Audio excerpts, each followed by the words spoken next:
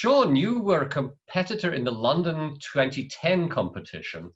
And for that, you performed the solo from Swan Lake. Can you tell me what made you choose that solo particularly? I think it's a really perfect example of classical technique. It's a really good opportunity to show everything that I used to enjoy. I still do. I still enjoy, you know, showing off the classical lines. It's a real example of pure classical. It's lovely. Mm-hmm. So how long did you take to prepare? I mean, from the time you chose the variation to the time you performed it for the competition? Well, in all honesty, I'd been practicing this solo since I was 16, so it had been at least a few years since learning it to performing it at the Genet. Yeah, it takes a lot of practice and a lot of hard work, and kind of leaving it for a while and coming back to it was really helpful as well, because sometimes when you learn other things, you can put that into your work that you're doing at that point in time. So revisiting roles is really fun. It would be interesting to try and have another go now, because I think I'd be a very different kind of dancer. As always, I was only just getting to the point of being able to do some of the steps. So I was purely thinking about, how do I, you know, jump up and turn around twice in the air? When we took it to the competition, you know, we were given some coaching and things. So it was really amazing to learn all about the storytelling, because obviously in a solo it's very short. It's been taken out of context. So to kind of put it back in context, even though you haven't done the whole ballet, to kind of know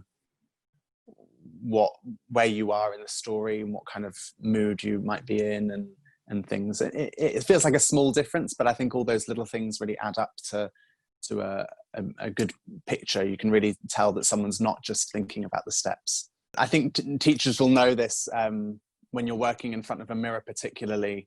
It's very easy to get fixated on what you look like, and it's such a dangerous road to go down, because it's really totally different from what you'll look like on stage. Get away from the mirror, face a different direction. Sometimes I've learned a bit of choreography in one studio, and we come back the next day and we're in another studio, and I feel like I've forgotten the choreography because, you know, your points of reference have changed. So I would do that too, you know, maybe face the side, so you're not, you know, getting used to always looking at that window or whatever. I had an injury and I was nursing that injury, and I missed a lot of the rehearsal times and things.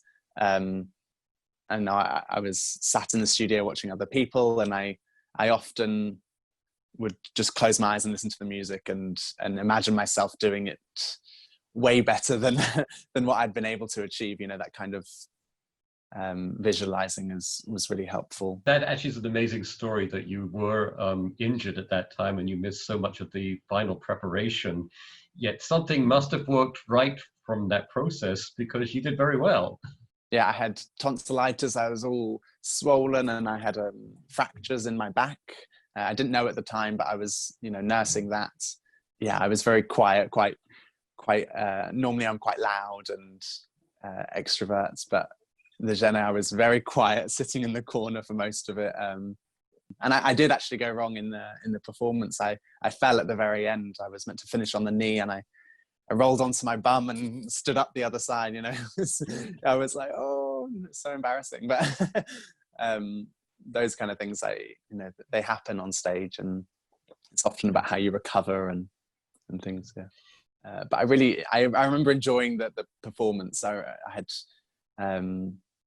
had people watching in the audience that I knew, and yeah, it's a special feeling, and I really did learn a lot from it.